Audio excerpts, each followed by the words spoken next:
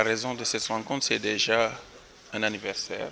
Nous fêtons un an d'activité et nous avons décidé de le fêter au Sénégal, regrouper les investisseurs, regrouper les partenaires pour sensibiliser et communiquer un peu sur notre modèle de business, notre stratégie et ce que nous voulons les années à venir. Et pourquoi vous avez choisi le Sénégal? Oui, nous avons choisi le Sénégal parce que le Sénégal, c'est stratégique. En plus de cela, nous avons actuellement au Sénégal 3120 investisseurs qui ont investi sur PayCap Mobile. Alors, nous allons les donner l'honneur de recevoir leur propre entreprise et de comprendre réellement avec les administrateurs avec qui ils traitaient depuis très longtemps, à distance dans le digital, qui est magique d'ailleurs. À travers le digital, les gens se regroupent tout le temps à travers des forums, de parler de leurs propres produits, la consommation, les stratégies, la mobilisation que nous devons mettre sur place pour développer PayCap au Sénégal. Est-ce que vous pouvez nous expliquer concrètement le but de PayCap en Afrique et l'impact sur les pays africains? Voilà, nous avons deux facteurs. En fait, il y a une mission, il y a une vision, mais aussi un modèle de business un peu révolutionnaire. Notre mission est un peu la souveraineté des Africains, la souveraineté économique. Nous avons regroupé les Africains à travers un programme. Nous préférons parler de programme au lieu de société ou d'entreprise. Pourquoi programme? Parce que nous avons l'objectif de mettre sur place 10 sociétés sur les secteurs les plus rentables en Afrique. Alors pour réussir cela, nous avons une mission de regrouper les Africains, une vision de les regrouper à travers ce modèle de business qui peut être bénéfique pour l'Afrique. Pourquoi? Parce que ce modèle de business est en phase avec notre sociologie, en phase avec notre culture d'économie participative.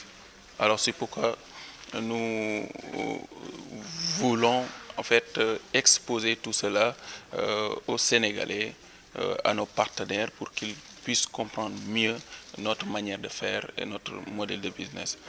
Est-ce que vous pouvez nous expliquer un peu ce financement participatif? Le financement participatif, c'est une plateforme que nous avons créée, une plateforme qui utilise la technologie blockchain. Dans le monde, nous voyons beaucoup de crypto-monnaies, mais nous ne faisons pas réellement de crypto-monnaies, mais un nouveau concept que nous appelons crypto-actif.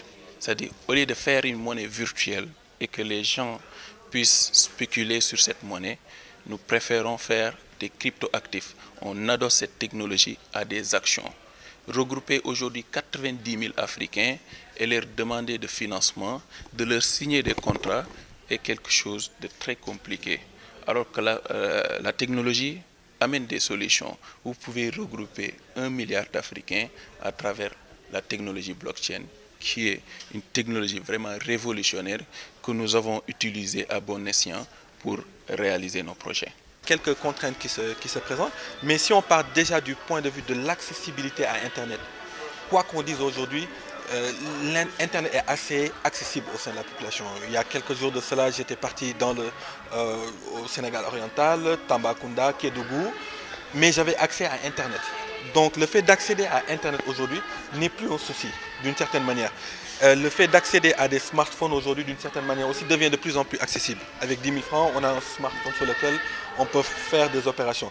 Donc la question, on va dire, n'est plus sur la partie accessibilité à Internet. Et maintenant, il y a une question d'ordre réglementaire. On a toujours deux lectures. Est-ce qu'on attend que tout soit réglementé pour mettre en place une solution? Sauf qu'on va dire la culture numérique, la culture digitale ne s'est pas fondée sur d'abord une réglementation. On va dire, c'est pourquoi on parle de disruption. Disruption, ça veut dire on dérange quelque part. Quand on dérange, on débute, on commence, après la réglementation vient pour organiser. Je pense que Africacoin, PayCap, ils sont beaucoup plus d'une certaine manière sur cette approche. Ils veulent mettre les premiers éléments pour amener le régulateur après à s'intéresser, à poser le débat. C'est une approche qui marche aux États-Unis et qui marche en Asie. En Europe, on est plus sur l'autre école où on réglemente d'abord, après on met en place. Mais ce qui fait qu'aussi, les États-Unis et la Chine sont en avance sur la guerre digitale qui se passe. Donc, en tant qu'expert, je dirais que peut-être c'est la meilleure approche pour poser le débat, parce qu'aujourd'hui, la blockchain et toutes les monnaies virtuelles, c'est quelque chose qui intéresse la population. On parle de francs CFA, de plein de choses qui sont des sujets d'actualité.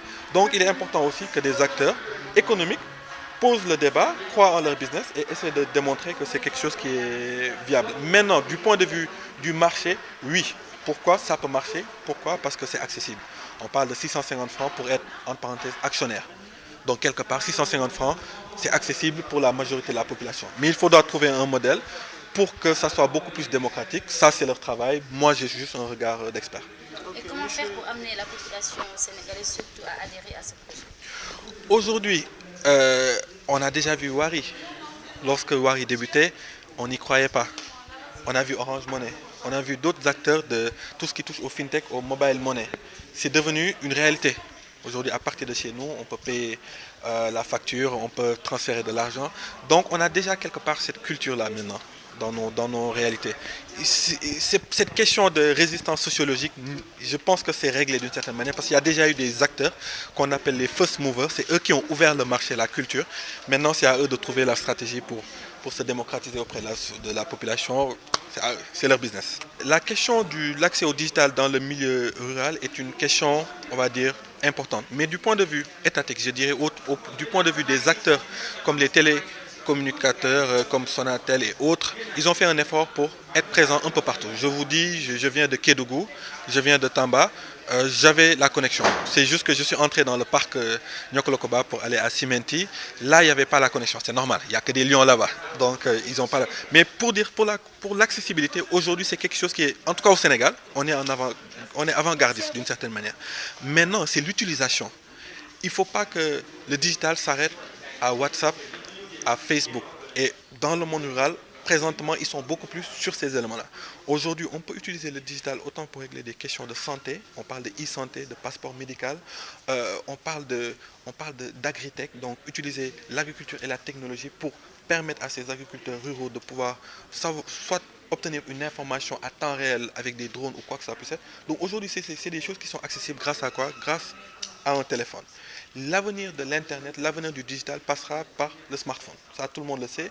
Et donc, tout ce qu'on aura à développer, nous tous acteurs, que ce soit start-upers, État ou quoi que ça puisse être, autour du développement du numérique en Afrique, passera par le téléphone et principalement par le smartphone. Et donc, c'est à tous les acteurs de trouver les bonnes stratégies.